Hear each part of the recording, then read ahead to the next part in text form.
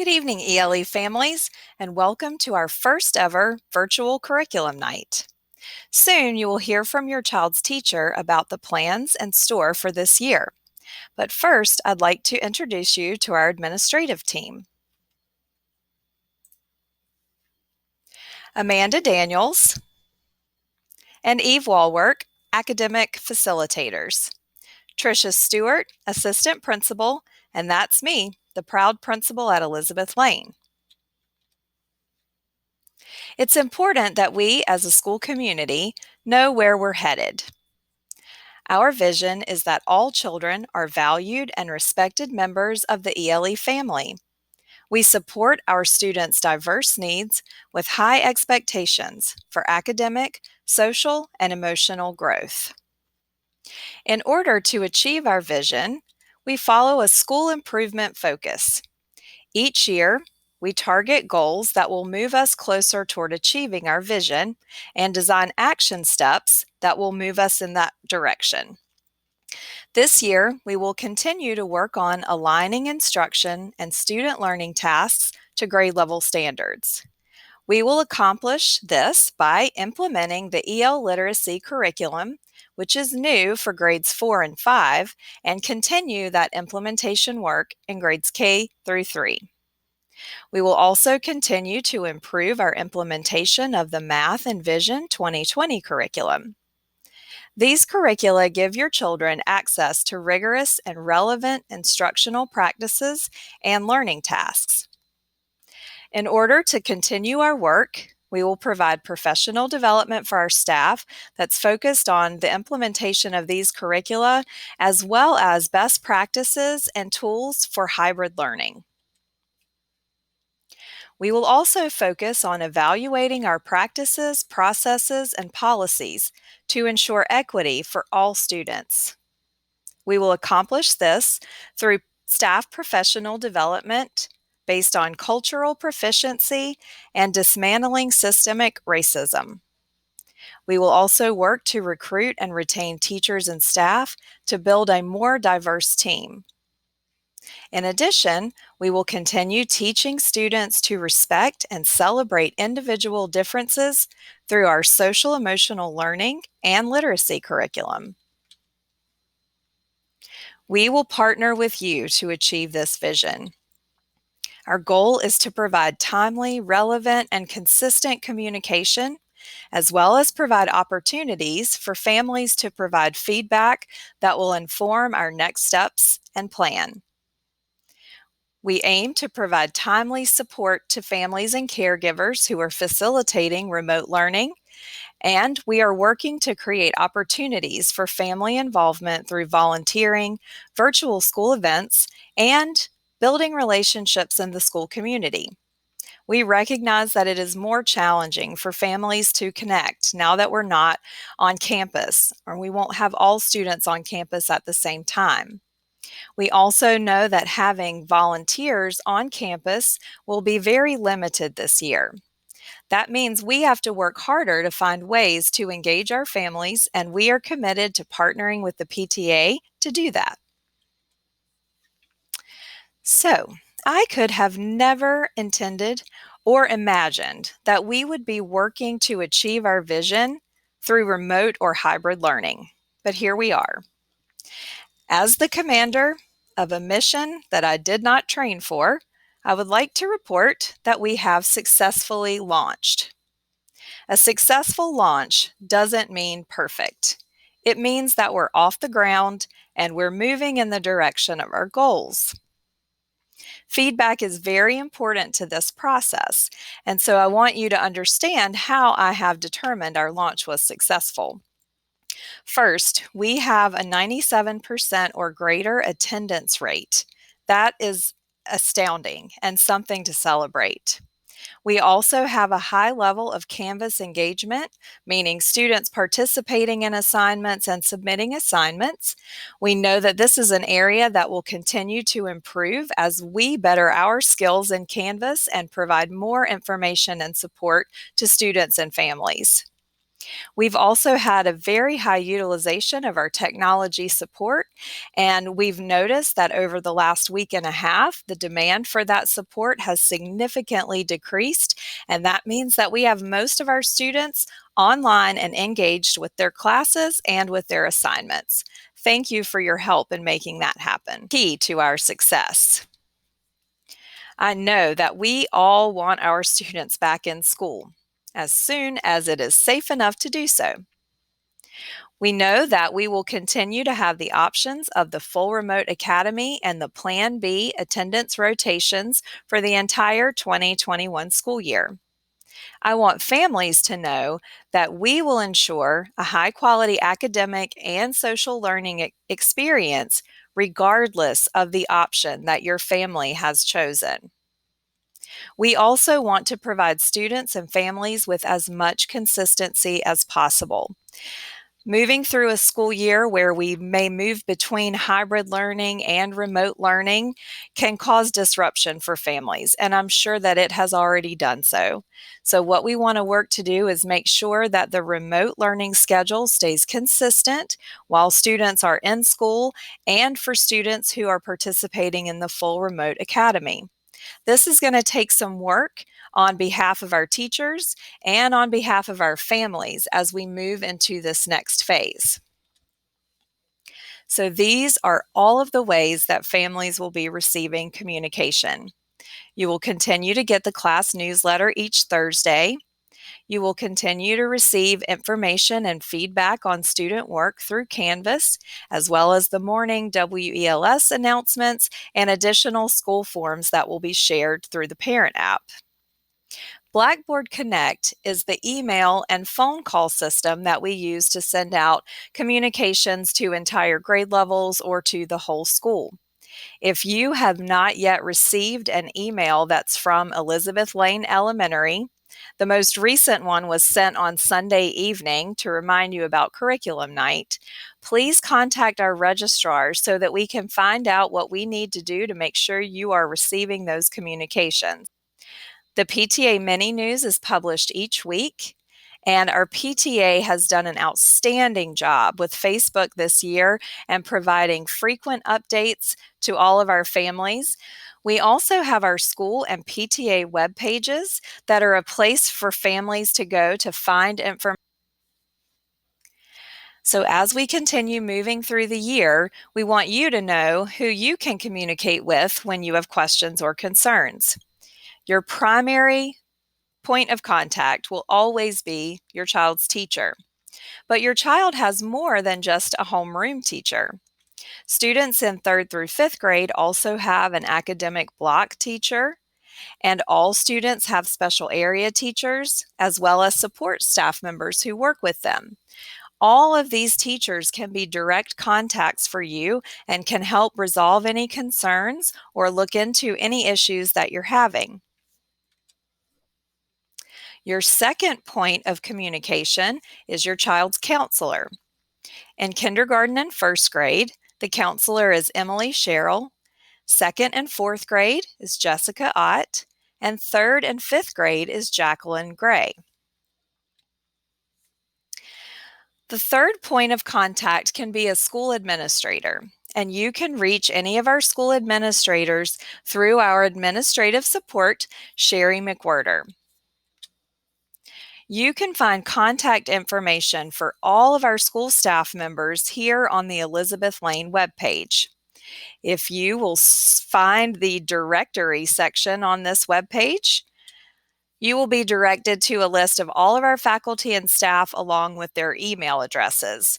You can contact staff members directly from this page, and this includes our school nurse as well as our cafeteria manager, our after-school director. All of the staff members that you would need to get in contact with can be found right there on the webpage. Also, understanding how learning works is a key to our success, more so now than ever before. Our focus must be on learning. And I say this to point out the difference between a focus on learning and a focus on teaching. Most of us experience school in a very different way than our children do. We sat through teachers modeling for us how to do something and then repeating that process over and over again until we were able to do the same thing. But learning happens through a process that is carefully orchestrated by the teacher. And that's a mindset shift. Instead of our children learning to do what they've been shown to do, we want our children to be creators and innovators who understand concepts that they can apply in new situations. That means that learning is not passive. Learning is not something that you can sit and get. Learning requires a productive struggle. Struggle equals frustration. And I'm pretty sure that all of us have experienced that over the last few months. But managing that frustration and overcoming challenges is what creates success. And so we work on all of these things as a part of our overall instructional model. The social emotional learning component of the day is one important part of helping your child learn to manage frustrations. And overcoming those challenges is what leads them to the feeling of success and the desire to persevere through challenges.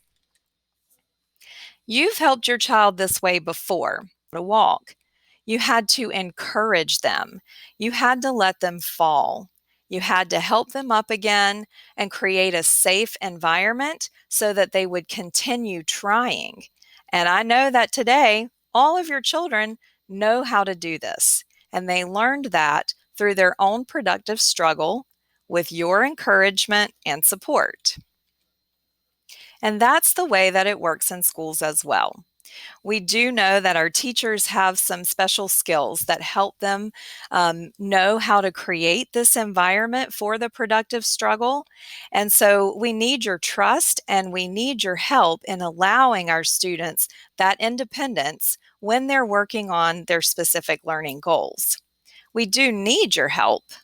We need for you to make sure that your children are awake, ready, and engaged in their school day. We need for you to help make sure that they have a workspace that's quiet, that has their materials ready for them during the day. And we need for you to set expectations, to encourage them, and to hold them accountable for their part of the learning day. One thing that I've noticed in visiting classrooms is that several students will turn off their cameras and keep those off throughout the entire learning time. And our teachers have done a great job of encouraging students to turn the cameras on and engage. But we know that there is either a coolness factor to having your camera turned off, or there may be another reason that a child might want to have the camera turned off. So we ask that students and parents communicate with the teacher. The teacher might be able to provide some options that will help, like the use of a virtual background if there are little siblings popping in that your children don't want their classmates to see. And there may be times that your child needs a break and that's something that they need to work out with the teacher. The best way for our teachers to monitor what's happening, how your children are engaging with the curriculum, is for them to be able to see their faces and make sure that they are there and engaged. So we want you to help us strongly encourage your children to keep their cameras on as much as possible during the instructional time. We also need your help in building independence and continuing to communicate with us when there are struggles. We know that our families will work incredibly hard to make sure that their children are able to do everything that's been asked of them. But we need to know when what's been asked of them is too much. And so by allowing some independence, that really helps our teachers gauge how quickly they can move forward and what additional work our team needs to do to make sure that our kids are successful. And now I want to share with you a sneak peek inside ELE. Whether you're new to Elizabeth Lane or if you've been here for years, things look a little bit different. And so our counselors, along with the help of some other staff, created a video to show you what it might look like arriving to school at ELE.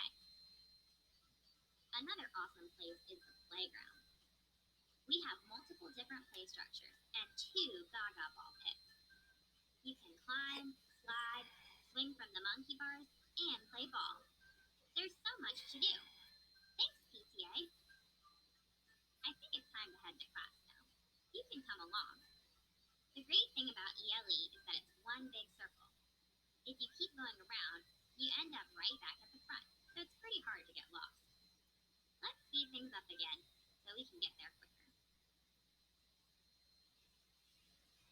I know. Let's take a shortcut so I can show you the courtyard. This is the courtyard. It's a great place to eat lunch on a nice day. We have an outdoor classroom, a pond, and picnic tables. We also sometimes have our Minds in Motion class in the courtyard. See the lines and patterns painted on the sidewalk? These make great interactive walkways or activity stations to practice our balance and coordination. My classroom is on the 300 hall. So here we are. You'll see all the desks are spaced far apart to maintain social distancing.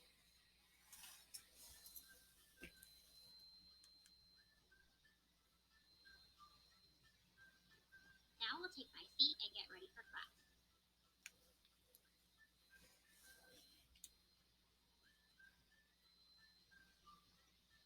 I hope to see you guys soon.